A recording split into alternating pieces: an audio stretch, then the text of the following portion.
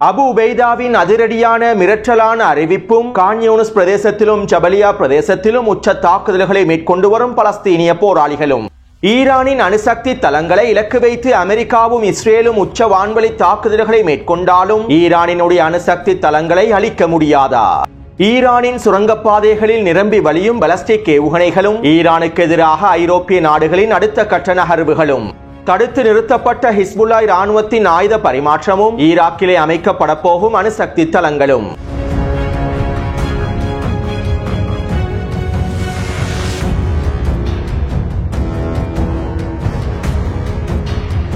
Lebanon தொடர்பாக இஸ்ரேலிய ஆக்கிரமிப்பின் பாதுகாப்பு அமைச்சர் இவ்வாறு தெரிவித்திருந்தார். லெபனான் ஒரு பொழுதும் அமைதியாக இருக்காது. இஸ்ரேலுக்கு முழுமையான பாதுகாப்பு இல்லாமல் லெபனானிலே ஸ்திரத்தன்மை இருக்காது. லெபனானினுடைய அரசாங்கம் அவசரமாக ஹிஸ்புல்லா இராணுவத்தினை நிராயுத பாணியாக்க வேண்டும். இஸ்ரேலிய குடிமக்களுக்கு மிகப்பெரிய அச்சுறுத்தலாக இருக்கக்கூடிய ஹிஸ்புல்லாவின் ஆயுதங்கள் கலைக்கப்பட வேண்டும். லெபனான் அரசானது ஹிஸ்புல்லாவின் ஆயுதங்களை முழுமையாக கலைப்பதற்கான வேலை திட்டங்களை முன்னெடுக்காவிட்டால் நாங்கள் எங்களுடைய ஒட்டுமொத்த பலத்தையும் பயன்படுத்தி அடுத்த கட்ட நகர்வுகளையும் மேற்கொள்வோம். ஹிஸ்புல்லாவினுடைய இராணுவ தளங்களையும் ஆயுத கிடங்குகளையும் முழுமையாக அழிப்பதற்கான தாக்குதல்களை தொடர்ச்சியாக மேற்கொள்வோம். இஸ்ரேலுக்கு அச்சுறுத்தலாக இருக்கக்கூடிய எதையும் நாங்கள் விட்டு வைக்கப் போவதில்லை. லெபனானுக்குள்ளே ஹிஸ்புல்லாவின் ஆதிக்கத்தினை முழுமையாக முடிவுக்கு கொண்டு வருவதற்கான எல்லாவிதமான வேலை திட்டங்களையும் நாங்கள் தொடர்ச்சியாக மேற்கொள்வோம் என இஸ்ரேலிய ஆக்கிரமிப்பின் பாதுகாப்பு அமைச்சர் தெரிவித்துள்ளார். அத்தோடு ஹிஸ்புல்லா இராணுவத்தினை நிராயுதபாணி ஆக்குவதற்காக டொனால்ட் ட்ரம்பின் நிர்வாகம் உச்ச அழுத்தங்களையும் வழங்கி வருகின்றது. நேற்றைக்கு முன்தினம் பெய்ரூட்டின் தஹியர் பிரதேசத்திலே நடைபெற்ற உச்ச வான்வழி தாக்குதல்களுக்கு அமெரிக்கா முழுமையான அனுமதியை வழங்கியிருப்பதாகவும் தெரிவிக்கப்படுகின்றது. இன்னும் ஓரிரண்டு வாரங்களுக்குள் லெபனானினுடைய அரசானது ஹிஸ்புல்லா இராணுவத்தினை நிராயுதபாணியாக்குவதற்கான அடுத்த கட்ட வேலை திட்டங்களை மேற்கொண்டுவிட வேண்டும். இன்னும் குறுகிய காலத்திற்குள்ளே ஹிஸ்புல்லா இராணுவத்தினர் முழுமையாக நிராயுதபாணியாக்கப்பட வேண்டும். இல்லாவிட்டால் லெபனானுக்குள்ளே உச்சக்கட்ட தாக்குதல்களை கொள்வதற்கான அனுமதியை அமெரிக்க நிர்வாகம் இஸ்ரேலுக்கு வழங்கிவிடும் என அமெரிக்க அதிகாரிகள் தெரிவித்திருப்பதாக லெபனானிய ஊடகங்களும் சுட்டிக்காட்டியுள்ளன. அடுத்து ஹிஸ்புல்லா இராணுவத்தினர் பல தடைகளுக்கும் சிக்கல்களுக்கும் மத்தியிலேயே ஆயுத பரிமாற்றத்தையும் மேற்கொண்டு வருகின்றார்கள். சிரியாவின் வீழ்ச்சிக்கு பிறகு ஹிஸ்புல்லா இராணுவத்தின் ஆயுத பரிமாற்றம் பாரிய அளவில் தடைப்பட்டுள்ளது. இருப்பினும் ஹிஸ்புல்லா இராணுவத்தினர் சிரியாவில் இருக்கக்கூடிய சில குழுக்களை பயன்படுத்தி சிரியாவின் மேற்கு எல்லை கிராமமான குசேர் பிரதேசத்தினூடாக சிறிய ஆயுத பரிமாற்றங்களை மேற்கொள்வதற்கான வேலை திட்டங்களையும் முன்னெடுத்துள்ளார்கள். அதே நேரம் நேற்றைக்கு முன்தினம் ஜூலானியினுடைய எஸ்டிஎஸ் படைகள் குசைர் பிரதேசத்திலே ஹிஸ்புல்லா இராணுவத்திற்கு அனுப்பி வைக்கப்பட்டிருந்த கவசதிர் ஏவுகணைகளையும் துப்பாக்கிகளையும் இன்னும் சில முக்கியமான ஆயுதங்களையும் கைப்பற்றியுள்ளார்கள். சிரியாவின் ஊடாக ஹிஸ்புல்லா இராணுவத்திற்கு எந்தவிதமான ஆயுத பரிமாற்றமும் மேற்கொள்ளப்படக்கூடாது என்பதற்காகவும் ஹிஸ்புல்லா இராணுவத்தின் ஆயுத பரிமாற்றங்களை முழுமையாக தடுத்து நிறுத்துவதற்காகவுமே ஜூலானியின் படைகள் இந்த ஆயுதங்களை கைப்பற்றியுள்ளது. அத்தோடு கடல் மார்க்கமாக துறைமுகங்களை பயன்படுத்தி ஹிஸ்புல்லா இராணுவத்தினர் மேற்கொண்டு வரும் ஆயுத பரிமாற்றத்தை தடுத்து நிறுத்துவதற்காகவும் லெபனானிய அரசாங்கம் துறைமுக அதிகாரிகளில் பல்வேறுபட்ட மாற்றங்களையும் ஏற்படுத்தியுள்ளது. ஹிஸ்புல்லா இராணுவத்திற்கு முழுமையான ஆதரவை வழங்கக்கூடிய துறைமுக அதிகாரிகளையும் ஊழியர்களையும் லெபனானினுடைய அரசாங்கம் பணி நீக்கம் செய்துள்ளது.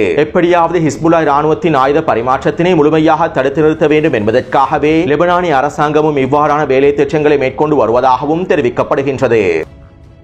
அடுத்து சிரியாவிலே இயங்காத பழுதடைந்த அணுசக்தி தளங்கள் காணப்படுகின்றன. தற்போது சிரியாவிலே பழுதடைந்திருக்கக்கூடிய இந்த அணுசக்தி தளங்களை மீள கட்டமைப்பதற்கான வேலை திட்டங்களை அமெரிக்காவும் துருக்கியும் ஆரம்பித்துள்ளன. அமெரிக்காவின் தலைமைக்கு கீழால் சர்வதேச அணுசக்தி நிறுவனத்தின் நேரடியான கட்டுப்பாட்டுக்கு கீழால் சிரியாவின் கிழக்கு பிரதேசமான டேரசோர் பிரதேசத்தில் இருக்கக்கூடிய அணுசக்தி தளத்தினை மீள கட்டமைப்பதற்கான வேலை திட்டங்களும் கலந்துரையாடல்களும் ஆரம்பிக்கப்பட்டுள்ளன. அதாவது ஜூலானி சிரியாவினுடைய அணுசக்தி தளங்களை அமெரிக்காவின் தலைமைக்கு கீழால் ஒப்படைத்துள்ளார். அசாதின் ஆட்சியின் போது வடகொரியாவின் தலைமைக்கு கீழாலேயே சிரியாவின் டேரசோர் பிரதேசத்தில் இந்த அணுசக்தி தளங்கள் அமைக்கப்பட்டிருந்தன. தற்போது இந்த தளங்களை தான் ஜூலானி அமெரிக்காவுக்கு வழங்கியுள்ளார். அடுத்து ஈராக்கை பலப்படுத்துவதற்காக ஈரான் பல வேலை திட்டங்களை மேற்கொண்டு வருகின்றது. இதற்கமைவாக ஈராக்கிலும் அணுசக்தி தளங்களை அமைப்பதற்கான வேலை திட்டங்கள் ஆரம்பிக்கப்பட போகின்றன. அதாவது சீனாவினுடைய தலைமையிலே ஈராக்கிற்குள்ளே அணுசக்தி தளங்களை அமைப்பதற்கும் அணு உலைகளை அமைப்பதற்குமான வேலை திட்டங்கள் ஆரம்பிக்கப்பட்டுள்ளன. கடந்த வாரமே இதற்கான முடிவுகளும் எடுக்கப்பட்டுள்ளன. ஈரான் நேரடியாக ஈராக்கிலே அணுசக்தி தளங்களை அமைக்க முடியாது. இதனால் சீனாவை பயன்படுத்தி சீனாவின் தலைமையில் ஈராக்கிற்குள்ளே அணுசக்தி தளங்களையும் அணு உலைகளையும் அமைப்பதற்கான வேலை திட்டங்களை ஈரானிய தரப்பினர் மறைமுகமாக மேற்கொண்டுள்ளார்கள். ஈராக்கிலே அமெரிக்காவின் ஆதிக்கத்தினை குறைப்பதற்காகவும் ஈராக்கின் மின்சார பிரச்சனைகளை தீர்ப்பதற்காகவும் எதிர்ப்பு அச்சுக்களை பலப்படுத்துவதற்காகவும் அடுத்த கட்ட வேலை திட்டங்களை மேற்கொள்ளும் நோக்கத்தோடு சீனாவின் தலைமையில் ஈராக்கிலே மிகப்பெரிய அணுசக்தி தளங்கள் அமைக்கப்பட போவதாகவும் தெரிவிக்கப்படுகின்றது.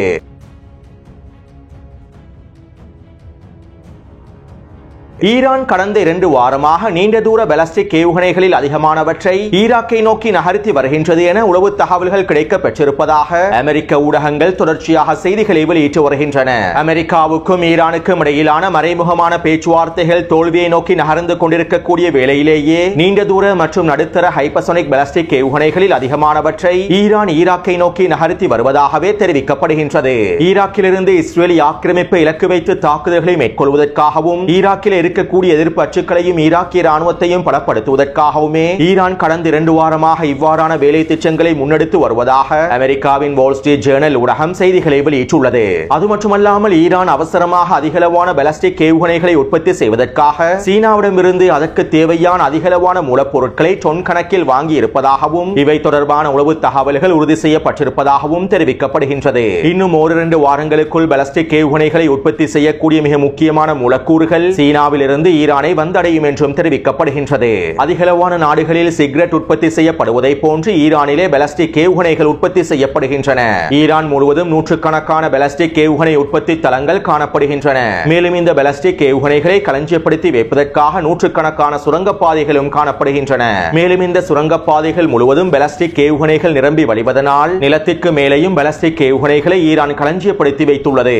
செயற்கைக்கோள் புகைப்படங்களின் தகவல்களுக்கு அமைவாக பல நூற்றுக்கணக்கான பிரதேசங்களில் பாலிஸ்டிக் ஏவுகணைகள் நிலத்திற்கு மேலே கட்டுக்கட்டாக அடுக்கி வைக்கப்பட்டிருப்பது உறுதி செய்யப்பட்டுள்ளது. கடந்த வருடம் இஸ்ரேலுக்கு எதிராக ஈரான் தாக்குதல்களை மேற்கொள்ளும் சந்தர்ப்பத்தில் அவர்கள் மிகவும் பழைய பாலிஸ்டிக் ஏவுகணைகளையே பயன்படுத்தி இருந்தார்கள். கிட்டத்தட்ட 20 வருடங்களுக்கு முன்பு உற்பத்தி செய்யப்பட்ட ஏவுகணைகளையும் இஸ்ரேலி ஆக்கிரமிப்புக்கு எதிராக பயன்படுத்தி அந்த ஏவுகணைகளுடைய தொழிற்பாடு சம்பந்தமாகவும் ஆய்வுகளை மேற்கொண்டார்கள். மேலும் தற்போது பேச்சுவார்த்தைகள் மிகப்பெரிய தோல்வியை நோக்கி நகர்ந்து கொண்டிருப்பதனால் அடுத்த கட்டமாக இன்னும் அதிகளவான பாலிஸ்டிக் ஏவுகணைகளை தயாரிப்பதற்கான வேலை திட்டங்களையும் ஆரம்பித்துள்ளார்கள். இதற்கமைவாகவே சீனாவிடமிருந்தும் டொன் கணக்கான மூலப்பொருட்களை வாங்கியுள்ளார்கள் என்றும் அமெரிக்க ஊடகங்கள் செய்திகளையும் அறிக்கைகளையும் வெளியிட்டுள்ளன.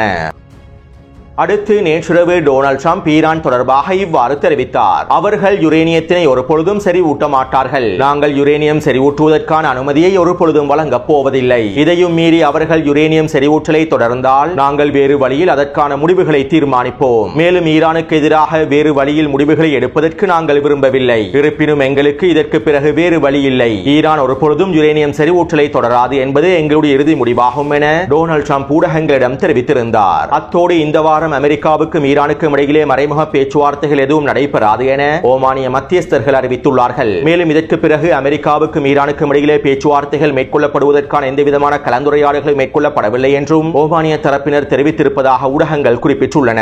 அதாவது ஈரானுக்கும் அமெரிக்காவுக்கும் இடையிலான அடுத்த கட்ட மறைமுக பேச்சுவார்த்தைகள் நடைபெறுவதற்கான வாய்ப்புகள் குறைவாகவே இருக்கின்றன.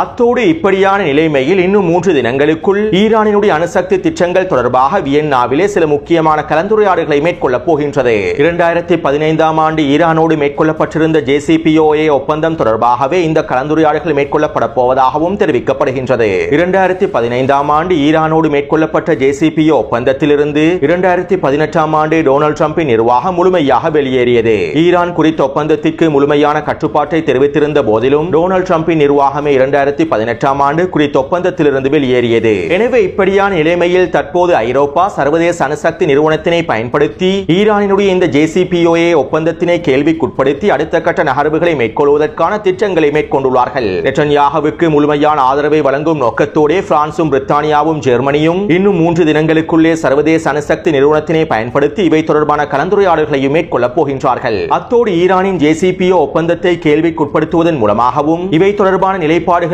குறைமதிப்பிற்கு உட்படுத்துவதன் மூலமாகவும் ஒட்டுமொத்த ஐரோப்பாவும் ஈரானுக்கு எதிரான பொருளாதார தடைகளை விதிக்க முடியும். மேலும் இதனை பயன்படுத்தி ஐக்கிய நாடுகள் சபையும் ஈரானுக்கு எதிரான ஒட்டுமொத்த பொருளாதார தடைகளையும் விதிக்க முடியும். எனவே தற்போதைய சூழ்நிலையில் ஈரானுக்கு எதிராக ஐரோப்பா ஒட்டுமொத்த பொருளாதார தடையையும் விதிக்க வேண்டும் என்பதற்காகவே பிரித்தானியாவும் பிரான்சும் ஜெர்மனியும் நெட்டன்யாகுவோடு ஒன்றிணைந்து இவ்வாறான வேலை திட்டங்களையும் முன்னெடுத்து வருகின்றன. அதே நேரம் குறித்த வேலை திட்டங்களுக்கு ஈரானினுடைய வெளியுறவுத்துறை அமைச்சர் பதில்களையும் வழங்கியிருந்தார். ஐரோப்பா ஈரானுக்கு எதிராக இந்த பொறிமுறைகளை தூண்டினால் இருந்தால் நாங்கள் நிச்சயமாக ஒரு வலுவான முடிவை எடுப்போம். ஈரானினுடைய அணுசக்தி நிலைப்பாடுகளில் நாங்கள் முழுமையான மாற்றத்தையும் ஏற்படுத்துவோம் என ஈரானினுடைய வெளியுறவுத்துறை அமைச்சர் தெரிவித்திருந்தார். அதாவது ஐரோப்பிய நாடுகள் ஒன்றிணைந்து ஈரானுக்கு எதிராக இந்த பொறிமுறையை நடைமுறைப்படுத்தினால் ஈரானுக்கு எதிராக உச்சக்கட்ட பொருளாதார தடைகளை விதிப்பதற்காக சர்வதேச அணுசக்தி திட்டத்தினை பயன்படுத்தினால் ஈரான் அதனுடைய அணுசக்தி திறன் கொள்கைகளை மாற்றி அமைக்கும். அதாவது ஈரான் அணு ஆயுதங்களை அவசரமாக உற்பத்தி செய்யும். இதைத்தான் ஈரானினுடைய வெளியுறவுத்துறை அமைச்சரும் தெரிவித்துள்ளார்.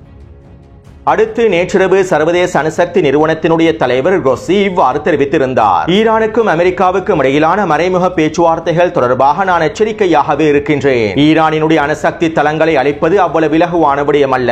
இராணுவ தாக்குதல்களை மேற்கொள்வதன் மூலமாகவும் உச்ச வான்வழி தாக்குதல்களை மேற்கொள்வதன் மூலமாகவும் ஈரானினுடைய அணுசக்தி தளங்களை அழிக்க முடியாது. ஈரான் 800 மீட்டர் ஆழத்திற்குள்ளே சுரங்கப்பாதைகளை அமைத்து அணுசக்தி திறன்களை பாதுகாக்கின்றது. இந்த உணர்திறன் வாய்ந்த பாதுகாப்பு திட்டங்களை தாண்டி ஈரானின் அணுசக்தி தளங்களை இலக்கு வைப்பது அவ்வளவு இலகுவான விடயமல்ல.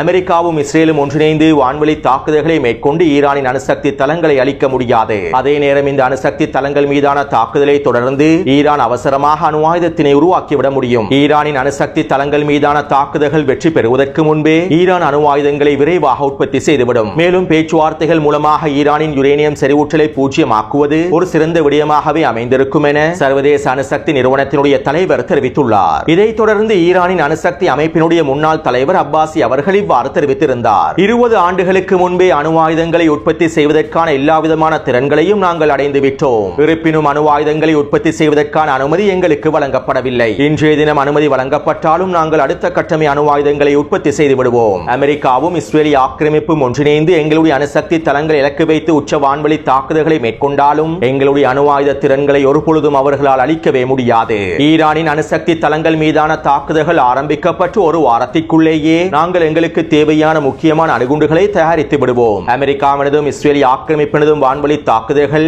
இந்த அணு ஆயுத தயாரிப்புகளின் அட்டவணைகளை ஒரு பொழுதும் நிறுத்தாது. மேலும் எங்களுக்கு குறிப்பிட்ட நாட்களுக்குள்ளேயே மூலோபாய அணு ஆயுதங்களை உற்பத்தி செய்து இஸ்ரேலிய ஆக்கிரமிப்பில் இருக்கக்கூடிய அனைத்து விமான கட்டளை தளங்களையும் முழுமையாக அழிப்பதற்கான தாக்குதல்களையும் மேற்கொண்டு விட முடியும் என ஈரானின் அணுசக்தி அமைப்பினுடைய முன்னாள் தலைவர் தெரிவித்துள்ளார். அதாவது ஈரானின் நவீன வான் பாதுகாப்பு அமைப்புகளை தாண்டி ஈரானினுடைய அணுசக்தி தளங்களை இலக்கு வைத்து அமெரிக்காவும் இஸ்ரேலிய ஆக்கிரமிப்பும் தாக்குதல்களை மேற்கொள்வது மிகவும் கடினமானதாகும். மேலும் ஈரானினுடைய வான் பாதுகாப்பு அமைப்புகளையும் மீறி அமெரிக்காவும் இஸ்ரேலிய ஆக்கிரமிப்பும் அணுசக்தி தளங்களை இலக்கு வைத்து தாக்குதல்களை மேற்கொண்டாலும் அந்த தாக்குதல்களின் மூலமாகவும் ஈரானின் அணுசக்தி தளங்களை சிதைக்க முடியாது. மேலும் ஈரானின் அணு ஆயுத உற்பத்தியையும் அவர்களுக்கு சிதைக்க முடியாது. சுருக்கமாக குறிப்பிடுவதாக இருந்தால் ஈரான் அவசரமாக அணு ஆயுதங்களை உற்பத்தி செய்ய வேண்டுமா இல்லையா என்கின்ற முடிவு அமெரிக்காவும் இஸ்ரேலிய ஆக்கிரமிப்பும் எடுக்கப் போகின்ற முடிவிலேயே தங்கியுள்ளது. அமெரிக்காவும் இஸ்ரேலிய ஆக்கிரமிப்பும் ஈரானின் அணுசக்தி தளத்தை இலக்கு வைத்து ஒரு சிறிய தாக்குதலை மேற்கொண்டாலும் ஈரானிய தரப்பினர்கள் குறிப்பிட்ட நாட்களுக்குள் அணு ஆயுதத்தினை உருவாக்கி விடுவார்கள். இதனால் தான் ஈரான் தற்போதைய பேச்சுவார்த்தைகளிலும் உறுதியாகவே இருக்கின்றது. தங்களுடைய நிபந்தனைகளுக்கு அமெரிக்காவை அடிப்பணிய வேண்டும் என ஈரானிய தலைமைகள் உறுதியாக இருக்கின்றார்கள்.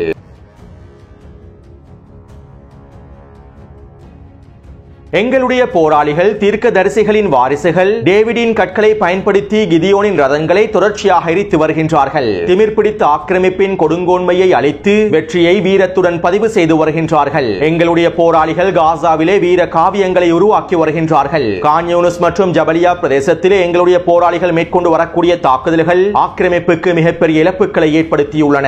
மேலும் ஆக்கிரமிப்பின் இழப்புகளை அதிகரிப்பதற்கான தொடர்ச்சியான தாக்குதல்களையும் எங்களுடைய போராளிகள் மேற்கொண்டு வருகின்றார்கள். இனி எதிரிகள் அவர்களுடைய சவப்பெட்டிகளை அதிகமாக தயாரித்து வைத்துக் கொள்ள வேண்டும். இதற்கு பிறகு அதிகமான சவப்பெட்டிகளை தயாரிப்பதை தவிர எதிரிக்கு வேறு வழியில்லை என அபு உபைதா அவர்கள் தெரிவித்துள்ளார். அபு உபைதாவினுடைய இந்த அறிக்கையை தொடர்ந்து அதிகளவான இஸ்ரேலிய ஆக்கிரமிப்பு ஊடகங்கள் பல கேள்விகளை எழுப்பியிருந்தன.